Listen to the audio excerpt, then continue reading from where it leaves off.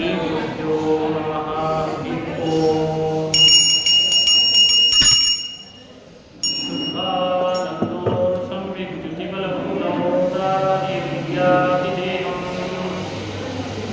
चिन्तासन्तापलेपोद्भवं सिंहराशेषदोषातिदूरम् सद्भिर्वैराग्यभक्तिश्रुतिमतिनियतध्यानजज्ञानयोगात् गम्यं वन्दे मुकुन्दाभितममलमलं ब्रह्मवेदान्तवेद्यम्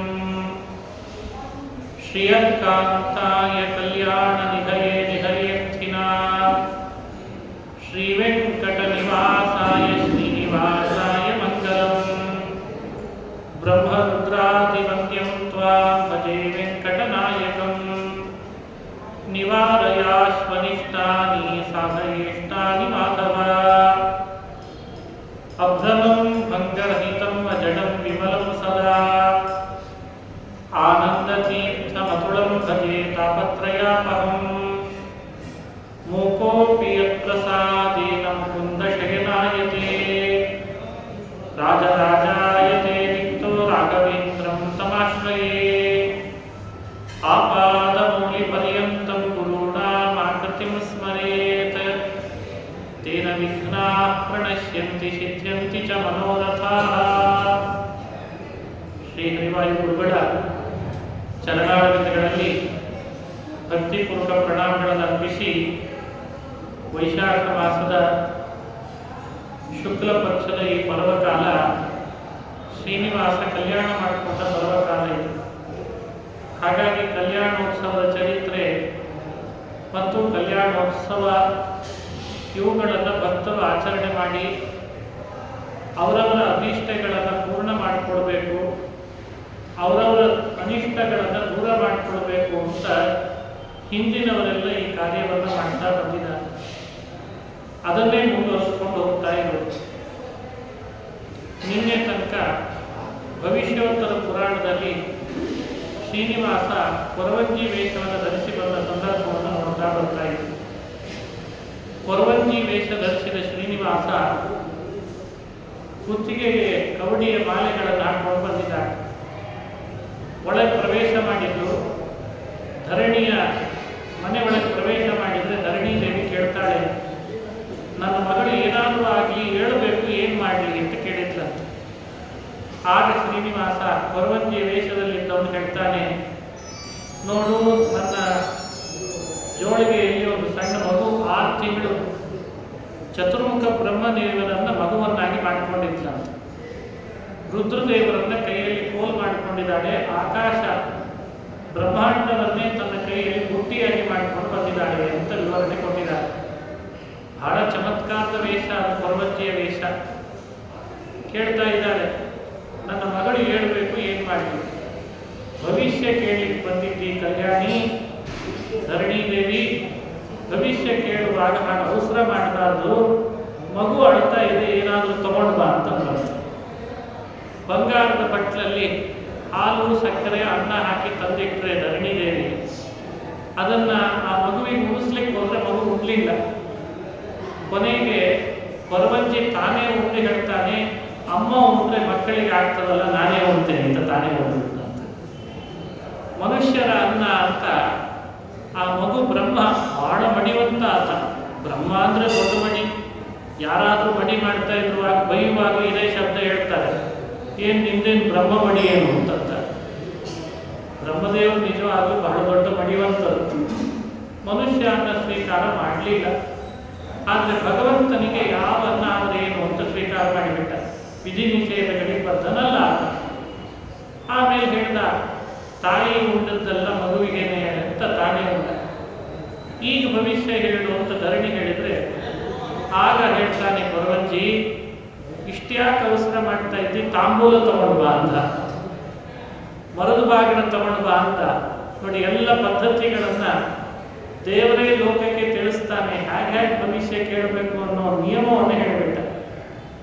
ಆಮೇಲೆ ತಾನು ಹೇಳಲಿಕ್ಕೆ ಶುರು ಮಾಡಿದ. ರಮಾ ಕೊಲ್ಹಾಪುರದ ಅಧ್ಯಕ್ಷರು, ಪಂಪಾ ವಿರೂಪಾಧ್ಯಕ್ಷ, ಅಲ್ಲಿರುವಂತಹ ಕಾಳಹಸ್ತೀಶ್ವರ, ಬದ್ರಿನಾರಾಯಣೇಶ್ವರ ಎಲ್ಲರನ್ನ ಸ್ಮರಣೆ ಮಾಡಿದ್ದಾಳೆ. ಇವರೆಲ್ಲರ ಅನುಗ್ರಹ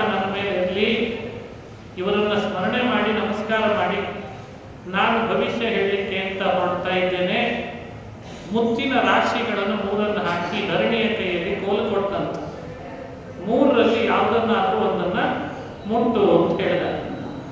ನಾನು ಸತ್ಯ ಹೇಳಲಿಕ್ಕೆ ಬಂದಿದ್ದೇನೆ, ಸುಳ್ಳು ಹೇಳಿದರೆ ನನ್ನನ್ನು ಈಗಲೇ ಕೈ ಕತ್ತರಿಸು ಕಾಲು ಕತ್ತರಿಸು ಅಂತ ಅನ್ನುತ್ತೆ. ತಾನು ಸತ್ಯ ಸಂಕಲ್ಪನಾಗಿ ಶ್ರೀಹರಿ ವಿಡಂಬನೆ ಮಾಡ್ತಾನೆ ಲೋಕವನ್ನ. ಕೈಯಲ್ಲಿ ಕೋಲು ಕೊಟ್ಟು ಹೇಳಿದ, ಎಷ್ಟಿಯನ್ನು ಕೊಟ್ಟು, ಮೂರರಲ್ಲಿ ಯಾವುದನ್ನಾದ್ರೂ ಮುಟ್ಟು ಅಂದರೆ ಧರಣಿ ಮಧ್ಯದಲ್ಲಿರುವಂತಹ ಮುತ್ತಿನ ರಾಶಿಯನ್ನು ಮುಟ್ಟಿದ್ದಂತೆ. ಮುಟ್ಟಿದ ಕೂಡಲೇ ಅಂದ, ಭಾವಸಾಮ್ಯಂ ಇಹ ಪ್ರಾಪ್ತಂ, ಭಾವಸಾಮ್ಯ ಬಂದಿದೆ ಅಂತಂದ. ನನ್ನ ಮನಸ್ಸಿನಲ್ಲಿ ಏನು ಭಾವ ಇತ್ತೋ ನಿನ್ನ ಮನಸ್ಸಿನಲ್ಲಿರುವ ಭಾವ ಮಧ್ಯದ ರಾಶಿ ಮುಟ್ಟಿದ್ದಕ್ಕೆ ಸಮಾನವಾಗಿ ಬಂದಿದೆ. ಮೊದಲನೇ ಮುಟ್ಟಿದ್ರು ಅದನ್ನೇ ಹೇಳ್ತಿದ್ದಾರೆ. ಆದರೂ ನಟನೆ ಮಾಡ್ತಾನೆ ಶ್ರೀನಿವಾಸ, ಭಾವಸಾಮ್ಯ ಬಂದಿದೆ ಅಂತ. ಆಮೇಲೆ ಹೇಳಿದ, ಇಂಥ ದಿನ ಹೂತೋಟಕ್ಕೆ ಹೋದಾಗ ನಿನ್ನ ಮಗಳು ಒಬ್ಬ ವರನನ್ನು ಕಂಡಿದ್ದಾಳೆ, ಸಾಕ್ಷಾತ್ ಜಗತ್ಪತಿ ಆತ. ಅವನನ್ನು ನೋಡಿದಾಗಿಂದ ಅವಳ ಮನಸ್ಸಿನೊಳಗೆ ಜ್ವರ ಬಂದಂತಾಗಿದೆ, ಕಾಮಜ್ವರ. ಅವನು ಬಿಟ್ಟು ಅವಳು ಬದುಕಲಾರಳು. ಈಗಲೇ ನೀನು ಮಾತು ಕೊಡು, ಕಲ್ಯಾಣ ಮಾಡ್ತೇನೆ ಅಂತ ಅಂದರೆ ಮಾತ್ರ ಅವಳು ಬದುಕ್ತಾಳೆ, ಇದ್ದಿದ್ರು ಇಲ್ಲ ಅಂದ್ಬಿಟ್ಟು ಗದಗದ ನಡಿಬಿಟ್ಲಂತೆ ಧರಣಿದೇವಿ. ಯಾಕಿಂತ ಅಮಂಗಳದ ನುಡಿಯನ್ನು ನುಡಿತಿದ್ದಿ ಅಂತ ಅಂತಾಳೆ ಧರಣಿ. ಇದು ಅಮಂಗಳ ಅಲ್ಲ, ನಾನು ಹೇಳ್ತಾ ಇರುವ ಮಾತು ಸತ್ಯ, ಮಾತು ಕೊಡು ಅಂತ ಮಾತು ತಗೊಂಡ್ಬಿಟ್ಟು. ಮಾತು ತಗೊಂಡು ಅಲ್ಲಿಗ ಕೊರವಂಜಿ, ನೀನೇ ಈಗ ಸ್ವಲ್ಪ ಹೊತ್ತರಲ್ಲಿ ಹೋಗು, ನೀನಾಗಿ ನಿನ್ನ ಮಗಳನ್ನ ಕೇಳು, ನಾನು ಹೇಳಿದ್ದೆಲ್ಲ ವಿಷಯ ಅವಳೇ ಹೇಳ್ತಾಳೆ, ಅವಳಿಂದಲೇ ನೀನು ಕೇಳುವ ಹಾಗಾಗ್ತದೆ ಅಂತಂದ. ಆಗ ಧರಣಿ ಅಂತಾಳೆ, ಕೊರವಂಜಿ ಹೊರಟು ನಿಂತ ಕೇಳಿದ್ದಂತೆ, ಕನ್ಯೆ ಯಾವಾಗಲೂ ವರನ ಕಡೆಯವರು ಬಂದು ಕೇಳೋ ತನಕ ಕೊಡಬಾರ್ದು ಅಂತಿದೆ ಅಂತೆ ದಾನ. ಬೇರೆ ದಾನಗಳನ್ನೆಲ್ಲ ಅವರಾಗಿ ಕೇಳ್ಕೊಂಡು ಬರಬೇಕಾಗಿಲ್ಲ, ನಾವಾಗಿ ಕೊಡಬೇಕಂತೆ ಶಾಸ್ತ್ರ ಹೇಳ್ತದೆ. ಭೂದಾನ, ಗೋದಾನ, ಸುವರ್ಣದಾನ, ಇನ್ನಿತರ ಧಾನ್ಯ ದಾನ, ಈ ದಾನಗಳೆಲ್ಲ ನಮ್ಮ ಪಾಪ ಪರಿಹಾರ ಆಗಲಿ ಅಂತ ಯಾವನ್ನು ಕೇಳದೆ ನಾವೇ ಕೊಟ್ಬಿಡ್ಬೇಕಂತ. ಆದರೆ ಕನ್ಯಾದಾನ ಮಾತ್ರ ವರ್ಣ ಕಡೆಯವರೇ ಬಂದು ಕೇಳೋ ತನಕ ಕೊಡಬಾರ್ದು.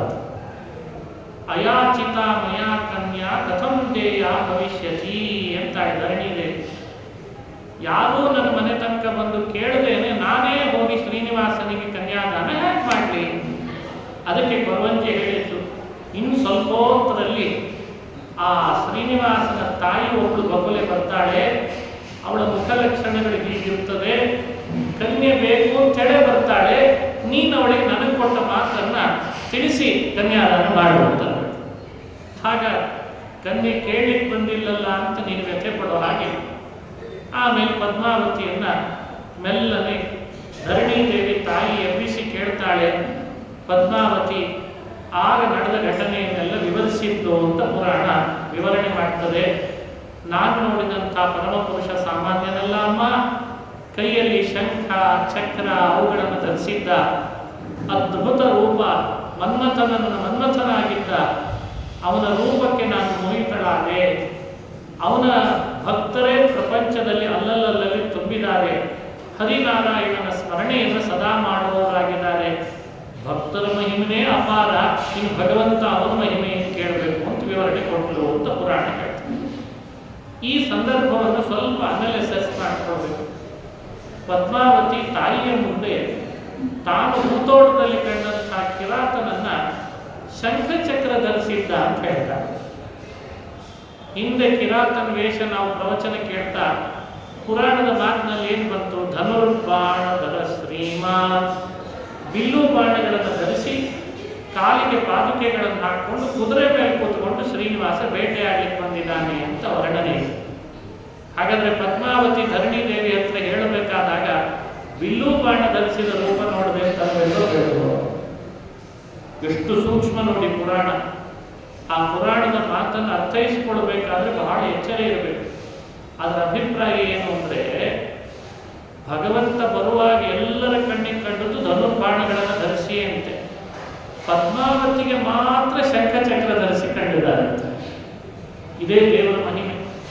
ತನ್ನ ಭಕ್ತರಿಗೆ ಯಾವ ರೂಪದಿಂದ ದರ್ಶನ ಕೊಟ್ಟರೆ ಅವರ ಮನಸ್ಸಿನೊಳಗೆ ಉಳಿಬಹುದೋ ಅದೇ ರೂಪದಿಂದ ದರ್ಶನ ಕೊಡ್ತಾರೆ. ಇದು ದೇವರ ಮಹಿಮೆ ಅಂತ. ಶ್ರೀಕೃಷ್ಣ ಯುದ್ಧ ಭೂಮಿಯಲ್ಲಿ ವಿಶ್ವರೂಪವನ್ನು ತೋರಿಸಿದ. ಅರ್ಜುನ ಸ್ತೋತ್ರ ಎಲ್ಲ ಮಾಡಿ ಕೇಳ್ಕೊಂಡ, ಸ್ವಾಮಿ ನನಗೆ ಅದೇ ರೂಪ ಇರಲಿ ಅಂತಂದ. ಯಾವ ರೂಪ ಇರಲಿ ಅಂತ ಕೇಳಿದ್ರೆ, ಅದೇ ನೀನು ಕೈಯಲ್ಲಿ ಬಾರ್ಕೋಲ್ ಇಟ್ಕೊಂಡು ಕುದುರೆ ಓಡಿಸ್ತಾ ಓಡಿಸ್ತಾ ಇರ್ತದಲ್ಲ, ಆ ರೂಪನೇ ಸಾಕು ಅಂತಂದ. ಆ ರೂಪ ಈ ರೂಪ ಬೇರೆ ಅಲ್ಲ, ಆದರೂ ತನ್ನ ಭಕ್ತರ ಅಭಿಪ್ರಾಯದಂತೆ ಆ ರೂಪಗಳನ್ನು ವ್ಯಕ್ತಪಡಿಸ್ತಾನೆ. ಕೃಷ್ಣನೇ ವಿಶ್ವರೂಪ, ವಿಶ್ವರೂಪನೇ ಕೃಷ್ಣ ಅಂತಾದರೂ ವಿಶ್ವರೂಪ ನೋಡುವ ಸಾಮರ್ಥ್ಯ ಎಲ್ರಿಗೂ ಇರಲ್ಲ. ಹಾಗಾಗಿ ತನ್ನದೇ ರೂಪದೊಳಗೆ ಎರಡೇ ಭುಜದ ರೂಪವನ್ನು ತೋರಿಸ್ತಾನೆ ಕೆಲವು ಭಕ್ತರಿಗೆ. ಕೆಲವು ಭಕ್ತರಿಗೆ 4 ಭುಜದ ರೂಪ ತೋರಿಸ್ತಾನೆ, ಕೆಲವು ಭಕ್ತರಿಗೆ 10 ಭುಜದ ರೂಪ, ಬಹುಭುಜದ ರೂಪಗಳನ್ನು ತೋರಿಸಬಲ್ಲ. ಅದನ್ನು ವೇದ ಸಾರಿ ಹೇಳ್ತದೆ. ವಿಶ್ವತಶ್ಚಕ್ಷುರುತ ವಿಶ್ವತೋ ಮುಖೋ ವಿಶ್ವತೋ ಬಾಹುತ ವಿಶ್ವತಸ್ಮಾತ್. ಇದೆಲ್ಲ ವೇದದಲ್ಲಿ ಬರುವ ಮಾತು. ಅವನು ವಿಶ್ವತಶ್ಚಕ್ಷು. ವಿಶ್ವತಶ್ಚಕ್ಷು ಅಂದರೆ ಎಲ್ಲೆಡೆಯಲ್ಲಿ ಕಣ್ಣಿದೆ ಅವನಿಗೆ, ವಿಶ್ವರೂಪನಾಗಿದ್ದಾನೆ. ವಿಶ್ವಬಾಹು, ವಿಶ್ವ ಅಂದರೆ ಅನಂತ ಅಂತ ಅರ್ಥ. ಅನಂತ ಬಾಹು, ಅನಂತ ನೇತ್ರ, ಅನಂತ ಪಾದ, ಅನಂತ ಕೈ. ಇಂಥ ದೇವರನ್ನ ನಾವು ನೀವು ಸಾಮಾನ್ಯ ಸ್ಥೂಲ ಕಣ್ಣಿನಿಂದ ನೋಡ್ಲಿಕ್ಕಾದ್ರೂ ಸಾಧ್ಯನಾ? ಅವಳಿಗೆ ಆ ರೂಪ ದರ್ಶನ ಮಾಡಿಸಿದ. ತತ್ಕಾಲದಲ್ಲಿ ಅವಳು ಮೋಹಿತಳಾತು ಅಂತ ಹೀಗೆ ಅನುಸಂಧಾನ ಮಾಡಬೇಕು.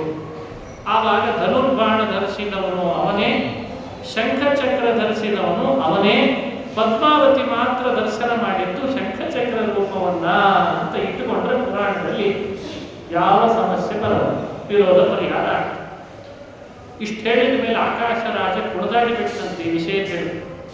ಮಗಳಿಗೆ ಕನ್ಯೆ ಆಗಲೇ ವಿವಾಹದ ಸಮಯ ಬಂತಲ್ಲ ಅಂತ ಅಹೋಭಾಗ್ಯ ಅಹೋಭಾಗ್ಯಂ ಅಂತ ಕುಣಿದಾಡಿ ಬೃಹಸ್ಪತಿ ಆಚಾರ್ಯರನ್ನು ಕರೆದು ಶುಕಾಚಾರ್ಯರನ್ನು ಕರೆಸಿ ಶುಕ ಮತ್ತು ಬೃಹಸ್ಪತಿಗಳ ಸಮಕ್ಷಮದಲ್ಲಿ ಬಕುಲೆ ಬಂದಾಗ ಅವಳನ್ನು ಕೂಡಿಸಿ ಪರಸ್ಪರವಾಗಿ ವಾಂಗ್ನಿಶ್ಚಯ ಅಂತ ಮಾಡಿದರು ಅಂತ ಪುರಾಣ ಹೇಳ್ತಾರೆ. ಹಿರಿಯರು ಸೇರಿ ಮಾಡುವಂತಹ ಕುಲ ಗೋತ್ರ ವರ ಹಾಗೂ ಕನ್ಯೆಯರಲ್ಲಿ ಕೂಡಬೇಕಾದ ಭಾವಸಾಮ್ಯ ಇವುಗಳನ್ನು ದೈವಜ್ಞರ ಮೂಲಕ ನಿಶ್ಚಯ ಮಾಡೋದಕ್ಕೆ ವಾಂಗ್ನಿಶ್ಚಯ ಅಂತ ಹಿರಿಯರು ಕರೆದಿದ್ದಾರೆ. ಇದನ್ನ ಸಾಂಪ್ರದಾಯಿಕವಾಗಿ ಇವತ್ತಿಗೂ ಬೆಳೆಸ್ಕೊಂಡು ಹೋಗ್ಬೇಕು. ಹಿರಿಯರಿಗಿಂತ ಆಢ್ಯ ಫೋಟೋದವರೇ ಜಾಸ್ತಿ ಆಗಿದೆ ಈಗ. ಫೋಟೋಗ್ರಾಫರು ವಿಡಿಯೋಗ್ರಾಫರು ಸ್ವಲ್ಪ ಆಲೋಚಿಸ್ಬೇಕು. ಅಲ್ಲ, ಫೋಟೋ ತೆಗೆಸ್ಕೊಳ್ರಿ, ಚೆಂದಾಗಿ ನಗರಿ, ನಗಸ್ರಿ, ನಗಚಾಟಿಕೆ ಮಾಡ್ರಿ, ಹಣ ಖರ್ಚು ಮಾಡ್ರಿ, ಒಳ್ಳೊಳ್ಳೆ ಬಟ್ಟೆ ಹಾಕೊಳ್ರಿ, ಬಂಗಾರ ಧರಿಸ್ರಿ, ಆದರೆ ಒಳಗಡೆ ಒಂದು ಸ್ಯಾಂಟಿಟಿ ಇರಬೇಕಲ್ವಾ? ಅದನ್ನೊಂದು ನಾವು ಮರೆತರೆ ಬಹಳ ಎಚ್ಚರಿಕೆ ಇರಬೇಕು ಈ ವಿಷಯದಲ್ಲಿ. ಮುಂದೆ ಏನಾಗಿತ್ತು? ಈ ಶ್ರೀನಿವಾಸ ಕಲ್ಯಾಣದ ಉದ್ದೇಶವೇ ಅದು. ಎಲ್ಲ ಕ್ರಮಬದ್ಧವಾಗಿ ಮಾಡಿಸ್ತಾ ಇದ್ದಾರೆ ದೇವರು. ಬೃಹಸ್ಪತ್ಯಾಚಾರ ಅಂತಾರೆ, ವರ್ಣ ಬಗ್ಗೆ ನನ್ನನ್ನು ಕೇಳ್ತಿದ್ದೀಯಲ್ಲ ಆಕಾಶ ರಾಜ, ನನಗಿಂತ ಹೆಚ್ಚು ತಿಳಿದವರು ಒಬ್ರು ಇದ್ದಾರೆ ಇಲ್ಲಿ. ಶುಕಾಚಾರ್ಯರು ಮನೆ ಮನೆಗೆ ಪುರಾಣ ಭಾಗವತವನ್ನು ಹೇಳ್ತಾರವರು. ಹಾಗಾಗಿ ನೀನು ಕೇಳ್ತಾ ಇರೋ ಶ್ರೀನಿವಾಸ ವರ್ಣ ಬಗ್ಗೆ ಅವರಿಗೆ ಪರಿಚಯ ಇರ್ತದೆ, ಅವರನ್ನು ಕರೆಸಿಬಿಡು ಅಂತಂದಂತ. ಇದೆಲ್ಲ ಸಂದೇಶ ಕೊಡ್ತದೆ. ಕನ್ಯಾ ವರಯತೆ ರೂಪಂ. ಕನ್ಯೆ ಯಾವತ್ತಿದ್ರು ಉತ್ತಮವಾದ ವರ ಇರಲಿ ಅಂದ್ರೆ ರೂಪ ಚೆನ್ನಾಗಿರಲಿ ನಮ್ಮ ಯಜಮಾನಂದು ಅಂತ ಅಪೇಕ್ಷೆ ಪಡ್ತಾಳೆ.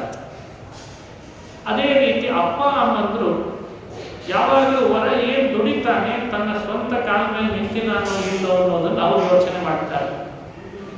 ಉಳಿದ ಮಿತ್ರ ಬಂಧುಗಳು ನಮ್ಮ ಮನೆಗೆ ಅಳಿಯ ಅಂತ ಅನಿಸ್ಕೊಂಡ್ರೆ ಒಳ್ಳೆ ಊಟಕ್ಕೆ ಹಾಕ್ತಾರೋ ಇಲ್ಲೋ ಅಂತ ಯೋಚನೆ ಮಾಡ್ತಾರೆ. ಗೌರವ, ಊಟಕ್ಕೆ ಹಾಕೋದು, ಮರ್ಯಾದೆ ಹಾಕೊಡ್ತಾನೆ ಅಂತ ಈಗ ಒಂದೊಂದು ಪದ್ಧತಿ ಇದೆ. ಹಾಗಾಗಿ ಅದರ ತಕ್ಕಂತೆ ವರ್ತನೆ ಮಾಡಬೇಕು. ಬೃಹಸ್ಪತ್ಯಾಚಾರ್ಯ ಶುಕಾಚಾರ್ಯರನ್ನು ಹೊರ ಹೇಳಿಕೊಂಡು ಅವರ ಮೂಲಕವಾಗಿ ಶ್ರೀನಿವಾಸ ಎಂಥವನು ಅಂತ ಪರಿಚಯ ಮಾಡಿಸಿಕೊಂಡ್ರು ಅಂತ ಪುರಾಣ ಹೇಳ್ತಾರೆ. ಆಗ ಶುಕಾಚಾರ್ಯ ಹೇಳ್ತಾರೆ, ಏನು ಆಕಾಶ ರಾಜ, ಯಾರ ಬಗ್ಗೆ ಪರಿಚಯ ಕೇಳ್ತಿದ್ದಿ? ನಾವು ನೀವು ಮನುಷ್ಯರ ಮಾತುಗಳಿಂದ ಶ್ರೀನಿವಾಸನ ಪರಿಚಯ ಮಾಡಿಸೋದಲ್ಲಪ್ಪ, ಪುರಾಣ ಪುರುಷನನ್ನ ಮನುಷ್ಯರು ಏನು ಪರಿಚಯ ಮಾಡಿಸ್ಯಾರು ಅಂತ ಕೇಳಿದ್ದಾರೆ. ಮನಸ್ಸಿಗೆ ನಿಲುಕದವನನ್ನ, ಮಾತಿಗೆ ನಿಲುಕದವನನ್ನ, ಸಾವಿರಾರು ವರ್ಷ ಗೆಡ್ಡೆ ಗೆಣಸು ತಿಂದು ತಪಸ್ಸು ಮಾಡುವ ಮುನಿಗಳಿಗೆ ನಿಲುಕದವನನ್ನ, ಪರಿಚಯ ಮಾಡಿಸುವಂತಂದ್ರೆ ಏನು ಹೇಳೋಣ? ಅವಶ್ಯ ನಿನ್ನ ಈ ಅಳಿಯನಾಗಿ ಬರ್ತಾ ಇರುವವನು ಜಗತ್ಪತಿ ವಿಷ್ಣುನೇ ಅವನು, ಅವನೇ ಶ್ರೀನಿವಾಸ, ಯಾವ ಸಂಶಯ ಪಡೆದೇನೆ ಕನ್ಯಾದಾನ ಮಾಡುವುದಲ್ಲ. ಬೃಹಸ್ಪತ್ಯಾಚಾರ್ಯರು ಅಲ್ಲೇ ಇದ್ದಂಥ ಬಕುಲಾದೇವಿಯ ಒಟ್ಟಿಗೆ ಸಮಕ್ಷಮದಲ್ಲಿ ವರಗೋತ್ರಗಳನ್ನು ಪುನಃ ಉಚ್ಚಾರಣೆ ಮಾಡಿಸಿ ಅವೆಲ್ಲವೂ ಸುಸ್ಥವಾಗಿದೆ ಎಂದಾಗ ಬೃಹಸ್ಪತ್ಯಾಚಾರ್ಯ ಹೇಳ್ತಾರೆ, ಒಂದು ಪತ್ರ ಬರೆದು ಕಳಿಸು ಅಂತ ಆಕಾಶರಾಜನಿಗೆ. ಆಕಾಶರಾಜ ಅಂದ, ನಾನೇನು ಪತ್ರ ಬರಲಿ, ನನಗದ್ರ ಬಗ್ಗೆ ಮಾಹಿತಿ ಏನಿಲ್ಲ ಅಂದಾಗ ಶುಕಾಚಾರ್ಯರ ಸಮಕ್ಷಮದಲ್ಲಿ ಪತ್ರ ಬರೆಸಿದ್ರಂತೆ. ಆ ಪತ್ರವನ್ನು ತಗೊಂಡು ಕೊಡೋರು ಯಾರು? ಆಕಾಶರಾಜ ಪತ್ರ ಏನೋ ಬರೆಯುವಾಗ ಹೇಳಿದ್ದ, ಚೈತ್ರ ಮಾಸದ ಶುಕ್ಲ ಪಕ್ಷದ ತ್ರಯೋದಶಿ ಈ ಪತ್ರವನ್ನು ಬರಿತಾ ಇದ್ದೇವೆ. ವೈಶಾಖ ಮಾಸದ ಶುಕ್ಲ ಪಕ್ಷದ ದಶಮಿ ಗೋಧೂಳಿ ಮುಹೂರ್ತದಲ್ಲಿ ಸಹಕುಟುಂಬ ಸಪರಿವಾರರಾಗಿ ಬಂದು ನಮ್ಮ ಮನೆಯ ಆದರವನ್ನ ಆತಿಥ್ಯವನ್ನು ಸ್ವೀಕರಿಸಿ ಈ ಕನ್ಯೆಯನ್ನ ದಾನ ಮಾಡ್ತೇವೆ, ನೀನು ಸ್ವೀಕರಿಸಬೇಕು ಗೋವಿಂದ ಅಂತ ಶಬ್ದ ಹಾಕಿ ಬರೆದಿದ್ದಾನೆ ಆಕಾಶರಾಜ. ಶುಕಾಚಾರ್ಯರು ಆ ಪತ್ರವನ್ನ ಕೈಯಲ್ಲಿ ಹಿಡ್ಕೊಂಡದ್ದಲ್ಲ, ತಲೆ ಮೇಲೆ ಎತ್ತಿ ಹಿಡ್ಕೊಂಡು ಹೋದ್ರದು ಶ್ರೀನಿವಾಸನ. ಶ್ರೀನಿವಾಸನ ದರ್ಶನದ ಭಾಗ್ಯವೇ ಭಾಗ್ಯ, ನನ್ನ ಜನ್ಮ ಸಾರ್ಥಕ ಆಯಿತು ಅಂತ ಶ್ರೀನಿವಾಸನ ಸನ್ನಿಧಿಗೆ ಬಂದು ಪತ್ರ ತಲುಪಿಸಿ ಆಗ ನಮಸ್ಕರಿಸಿ ನಿಂತರೆ ಶುಕಾಚಾರ್ಯರಿಗೆ ಹೇಳ್ತಾನೆ, ಶ್ರೀನಿವಾಸ ಪತ್ರ ಕೊಟ್ಟು ಕಳಿಸಿದ ಆಕಾಶರಾಜನ ವಿಷಯ ಕೇಳಲಿಲ್ಲಂತೆ ಮೊದಲು. ಶುಕಾಚಾರ್ಯರಿಗೆ ಶ್ರೀನಿವಾಸ ಹೇಳ್ದ, ನಾನು ಸಂಕಲ್ಪಿಸಿದ ಕಾರ್ಯ ಕಾಯೋ ಹಣ್ಣು ಅಂತ ಹೇಳಿ. ನಮ್ಮ ಕಡೆ ಭಾಷೆ ಪಕ್ವಂ ವಾ ಅಪಕ್ವಮೇವ ವಾ ಅಂತ ಪುರಾಣ. ಅದಕ್ಕೆ ಶುಕಾಚಾರ್ಯ ಅಂತಾರೆ, ನೀ ಸಂಕಲ್ಪ ಮಾಡಿದ ಮೇಲೆ ಕಾರ್ಯ ಅಪಕ್ವ ಆಗುತ್ತೆ ಎಲ್ಲಿದೆ ಸ್ವಾಮಿ? ಪಕ್ವಮೇವ ಮನ್ನೇ, ಅದು ಹಣ್ಣೇ ಆಗ್ತದೆ ಹೊರತು ಅದು ಕಾಯ ಆಗ್ಲಿಕ್ಕೆ ಸಾಧ್ಯ ಇಲ್ಲ.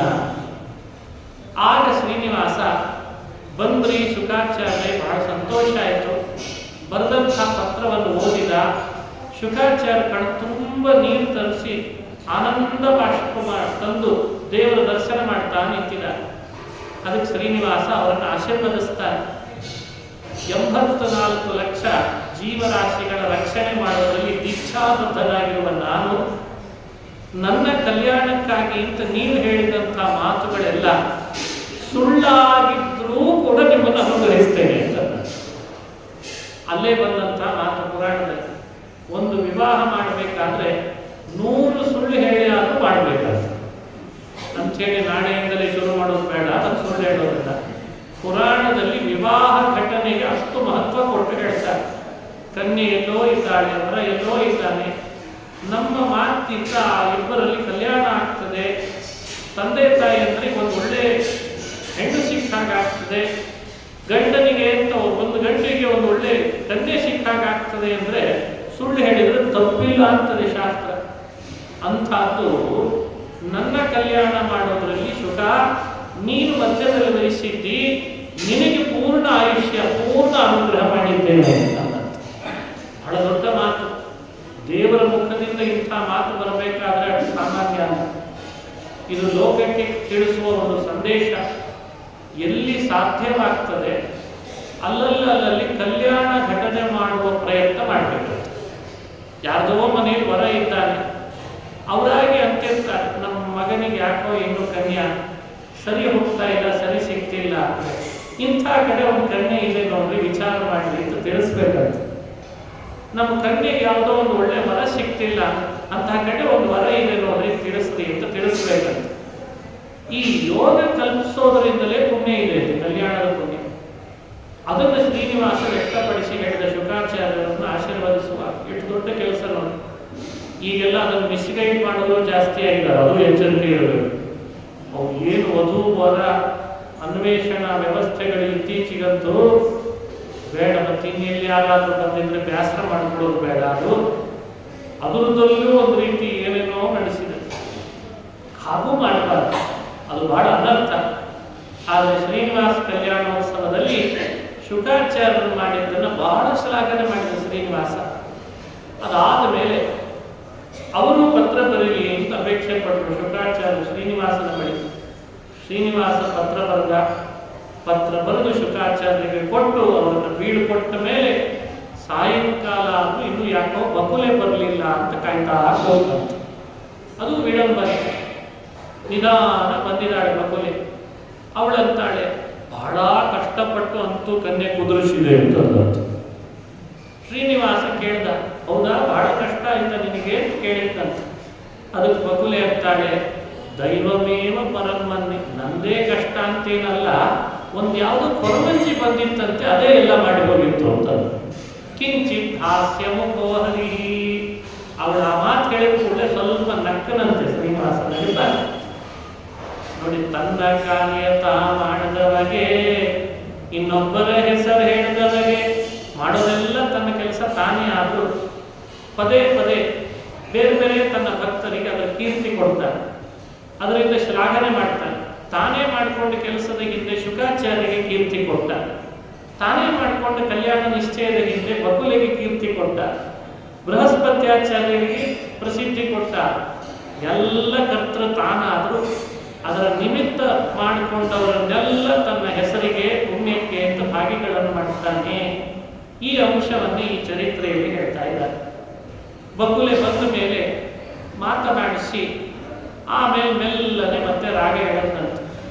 ನೋತ್ಸವೇ ವಿದ್ಯತೆ ರುಚಿ, ಮೆಲ್ಲನೆ ದೇವರು ಮಾಡುವ ರಾಗ ಹೇಳ್ತಾನೆ ಬಕುಲೆಗೆ.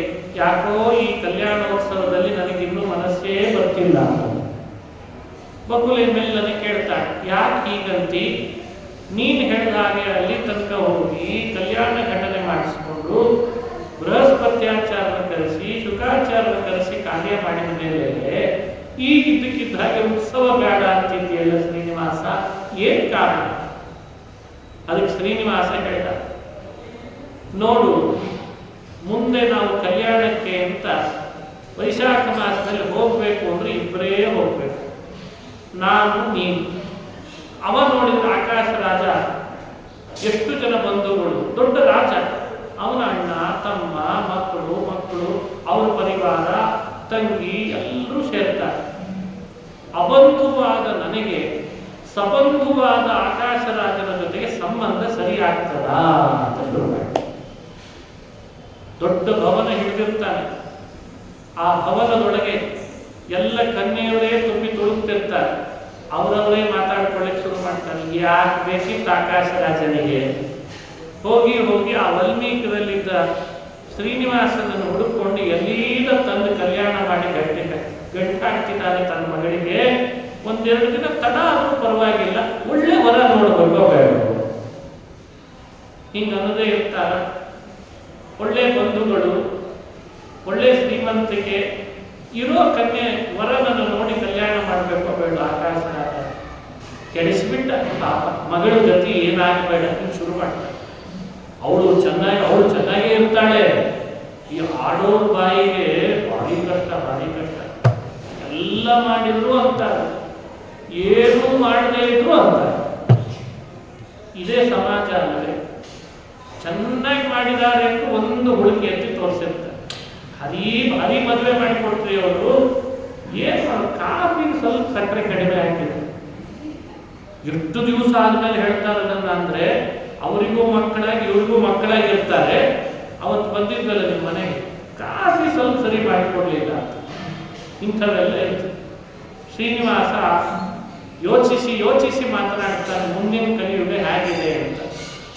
ಅವನು ಸಬಂಧು, ನಾನು ಅಬಂಧು. ವಿವಾಹ ಆಗಲಿ ವಿವಾದ ಆಗಲಿ ಯಾರಿಬ್ಬರಲ್ಲಿ ಆಗಬೇಕು? ಸಮಾನ ಕುಲ, ಸಮಾನ ವಿತ್ತ, ಸಮಾನ ಬಂಧುಗಳಿದ್ರೆ ಮಾತ್ರ ಆಗಬೇಕು ಅಂತ ಒಂದು ಸುಭಾಷಿತ ಹೇಳುತ್ತೆ. ವಿವಾಹಶ್ಚ ವಿವಾದಶ್ಚ ಸಮಯೋರೇವ ಶೋಭತೆ. ಜಗಳ ಆಡ್ಬೇಕಂತೆ. ಯಾರ ಜೊತೆಗೆ ಆಡ್ಬೇಕು? ಸಮಾನರ ಜೊತೆ ಜಗಳ ಆಡ್ಬೇಕು. ಅದು ಬಿಟ್ಟು ಹೋಗಿ ಏನು ಇಲ್ಲದೆ ಇರೋರ ಜೊತೆ ಜಗಳ ಆಡ್ತಕ್ಕಂತ ಹೇಳ್ತೀವಿ. ನೀನು ಭಾರಿ ಬಲಶಾಲಿ ಅಂತ ತೋರಿಸ್ಕೋಬೇಕಾದ್ರೆ ನಿನ್ನ ಸದೃಶ ಬಲ ಇರೋರ ಜೊತೆ ಜಗಳ. ಹೋಗಿ ಯಾವುದೋ ಗುಬ್ಬಿ ಮೇಲೆ ಬ್ರಹ್ಮಾಸ್ತ್ರ ಬಿಟ್ಟಂಗೆ ಮಾಡಿದ್ರೆ ಏನಾಗ್ತದೆ? ಶ್ರೀನಿವಾಸನ ಮಾತು ಎಷ್ಟು ಚೆನ್ನಾಗಿದೆ. ವಿವಾಹ ಆಗಲಿ ವಿವಾದ ಆಗಲಿ ಸಮಾನರಾದರೆ ಮಾತ್ರ ಅದು ಸರಿ ಹೋಗ್ತದೆ. ನಾನು ಅಬಂಧು, ಆಕಾಶರಾಜ ಸಂಬಂಧ.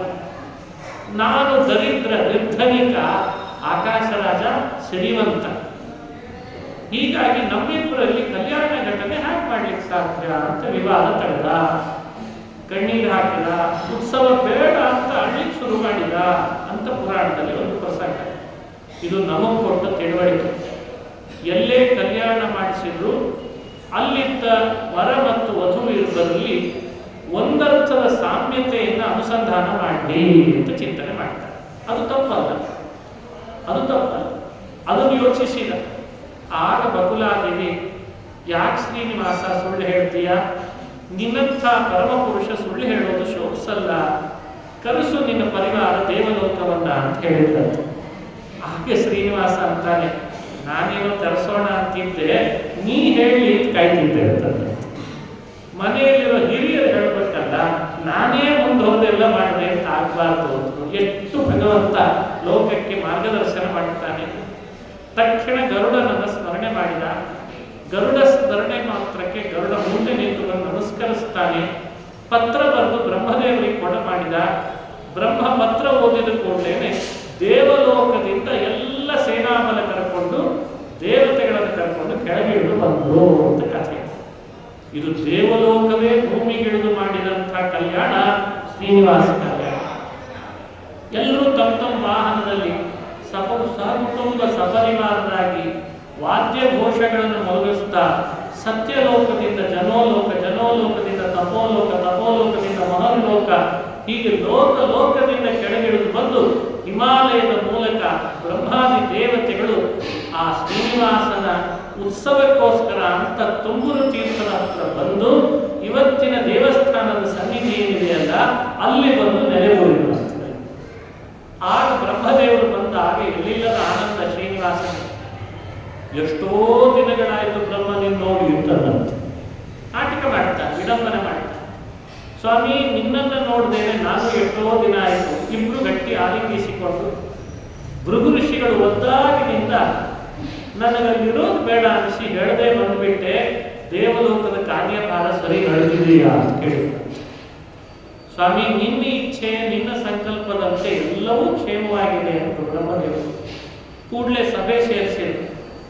ಸಭೆ ಸೇರಿಸಿ ದೇವರು ಆಗ ಎಲ್ಲರ ಮುಂದೆ ಹೇಳ್ಕೊಂಡ, ಪದ್ಮಾವತಿ ಅಂತ ಆಕಾಶರಾಜನ ಮಗಳನ್ನ ಕಲ್ಯಾಣ ಮಾಡಿಕೊಳ್ತಾ ಇದ್ದೇನೆ, ನಿಮ್ಮೆಲ್ಲರ ಅಭಿಲಾಷೆ ಏನಿದೆ ಅಂತ ತಿಳಿಬೇಕು, ಅದಕ್ಕೆ ಈ ಸಭೆ ಕರೆದಿದ್ದೇನೆ ಅಂತ. ಅಲ್ಲೇ ಇದ್ದ ರುದ್ರದೇವರು ಹೇಳಿದ್ರಂತೆ, ಸ್ವಾಮಿ ನಮ್ದೇನು ಅಭಿಲಾಷೆ ಇದರಲ್ಲಿ, ನಾವ್ಯಾರು ಸ್ವಾಮಿ ನಿನ್ನನ್ನು ತಡಿಲಿಕ್ಕೆ, ನಿನಗೆ ಸಲಹೆ ಕೊಡ್ಲಿಕ್ಕೆ ನಾವೇ, ವಯಂತು ತವ ದಾಸಾಹ, ನಾವೇನಿದ್ರು ನಿನ್ನ ದಾಸರಷ್ಟೇ ಅಂತ ಕೈ ಮುಗಿದು. ಆಗ ಶ್ರೀನಿವಾಸ ಅಲ್ಲಿ ಸೇರಿದಂಥ ದೇವತೆಗಳಿಗೆ ಒಬ್ಬೊಬ್ಬರಿಗೆ ಒಂದೊಂದೊಂದೊಂದು ಸೇವೆ ಒದಗಿಸಿಕೊಟ್ಟಂತೆ. ಶ್ರೀನಿವಾಸ ಕಲ್ಯಾಣದೊಳಗೆ ಅಡಿಗೆ ಮಾಡೋರು ಯಾರು, ಬಡಿಸೋರು ಯಾರು, ಪಾತ್ರೆ ತರೋರು ಯಾರು, ಕೂಡಿಸೋರು ಯಾರು, ಬಂದ ಅತಿಥಿಗಳಿಗೆ ಸತ್ಕಾರ ಮಾಡೋರು ಯಾರು, ಬೆಳಕಿನ ವ್ಯವಸ್ಥೆ ಮಾಡೋರು ಯಾರು, ಎಲ್ಲ ವ್ಯವಸ್ಥೆ ಮಾಡಿಸಿದ್ದಾರೆ ಶ್ರೀನಿವಾಸ. ಇದು ನೋಡಿ ಶ್ರೀನಿವಾಸ ಕಲ್ಯಾಣದ ಮತ್ತೊಂದು ಘಟ್ಟ. ದೇವರ ಸಮಾರಾಧನೆ ಎನ್ನುವ ಕಾರಣದಿಂದ ಶ್ರೀನಿವಾಸ ಅಗ್ನಿದೇವರಿಗೆ ಹೇಳಿ ಪಾಕದ ವ್ಯವಸ್ಥೆ ಅಗ್ನಿದೇವರಿಗೆ ಸ್ವಾಹ ಸ್ವಧಾ ಸಮೇತನಾಗಿ ಮಾಡಿದ ಅನ್ನೋ ಸಂದರ್ಭ ಪುರಾಣದಲ್ಲಿ ಬರ್ತದೆ. ವರ್ಧಕಿಯಾದಂಥ ವಿಶ್ವಕ್ಸೇನನಿಂದ ಇಂದ್ರನ ಜೊತೆ ಮಾಡಿಕೊಂಡು ನಾರಾಯಣಪುರದಲ್ಲಿ ಸಭಾಭವನವನ್ನು ನಿರ್ಮಾಣ ಮಾಡಿಸಿದ್ದಂತೆ. ಬಂದಂಥ ಮರುದೇವತೆಗಳಿಗೆ ದೊನ್ನೆಯನ್ನು ಹಚ್ಚಲಿಕ್ಕೆ ಅಂತ ವ್ಯವಸ್ಥೆ, ಯಮದೇವರಿಗೆ ರುದ್ರದೇವರಿಗೆ ಬಂದ ಅತಿಥಿಗಳನ್ನು ಅವರವರ ಅರ್ಹತೆಗನುಗುಣ ಅವರಿಗೆ ಸತ್ಕಾರ ಮಾಡುವ ವ್ಯವಸ್ಥೆ ಮಾಡಿಕೊಡ್ತಾರೆ. ಕುಬೇರನನ್ನು ಕರೆಸಿ ಇಷ್ಟೆಲ್ಲ ಬಂದ ಈ ನನ್ನ ಪರಿವಾರಕ್ಕೆ ದೇವರ ಸಮಾರಾಧನೆ ಖರ್ಚಿಗಾಗಿ ಅಂತ ಅನ್ನದಾನದ ಖರ್ಚಿಗಾಗಿ ಸಾಲ ಕೊಡು ಅಂತ ಕೇಳಿದ್ದಾನೆ ಶ್ರೀನಿವಾಸ. ಯೋಚಿಸಬೇಕಾದ ಸಂದರ್ಭ. ಇವತ್ತು ಮನುಷ್ಯ ಸಾಲ ಯಾವ್ಯಾವುದಕ್ಕೋ ಮಾಡಲಿಕ್ಕೆ ಶುರು ಮಾಡಿದ್ದಾರೆ. ದೇವರನ್ನ ಸ್ವಾರ್ಥಕ್ಕೆ ಸಾಲ ಅಲ್ಲ, ದಾನ ಮಾಡಲಿಕ್ಕೆ ಸಾಲ ಅಂತ. ನಾನು ಸಾಲ ಮಾಡಿದ್ರೂ ಪರವಾಗಿಲ್ಲ, ಅದು ಅನ್ನದಾನ ಆಗಬೇಕು ಅನ್ನೋ ಜಗತ್ತಿಗೆ ಸಂದೇಶ ಕೊಟ್ಟ. ಹಾಗಾಗಿ ದಾನಕ್ಕಾಗಿ ಸಾಲ ಮಾಡ್ತಾರೆ. ನಾನು ನಿನಗೆ ಇದನ್ನು ತೀರಿಸಬೇಕು ಅಂತ ಬಂದು ಶ್ರೀನಿವಾಸ. ಅದಕ್ಕೆ ಕುಬೇರ ಅಂತ ತ್ವದೀಯಮೇವ ಏತತ್ ಸರ್ವಂ, ನಿನ್ನದೇ ಈ ಪ್ರಪಂಚ ಎಲ್ಲ ಆದಾಗ ನೀನ್ಯಾಕೆ ಸ್ವಾಮಿ ಸಾಲ ತೀರಿಸೋ ಕೆಲಸ ಮಾಡ್ತೀವಿ ಅಂದ್ರೆ ಕಲಿಯುಗದಲ್ಲಿ ಉಚಿತ ಬೇಡ ಅಂತ ಇಲ್ಲ ಸಾಲನೇ ಆಗ್ಬೇಕು ಅಂತ. ಆಯ್ತು, ಹಾಗಾದ್ರೆ ಪತ್ರ ಬರಿತೇನೆ ಅಂತ, ಸಾಕ್ಷಿ ಕರಿತೇನೆ, ಪತ್ರ ಬರಿತೇನೆ, ಯಾವಾಗ ತೀರಿಸ್ತೇನೆ ಅಂತ ನೀ ಹೇಳು, ಹೇಗೆ ತೀರಿಸ್ತೇನೆ ಅಂತ ಹೇಳು, ನಿಂದೊಂದು ಹಸ್ತಾಕ್ಷರ ನಂದೊಂದು ಹಸ್ತಾಕ್ಷರ, ನಿನ್ನ ಹತ್ರ ಒಂದು ಪತ್ರ ನನ್ನ ಹತ್ರ ಒಂದು ಪತ್ರ ಅಂತ ವ್ಯವಸ್ಥೆ ಮಾಡಿಸಿದ್ದಂತೆ.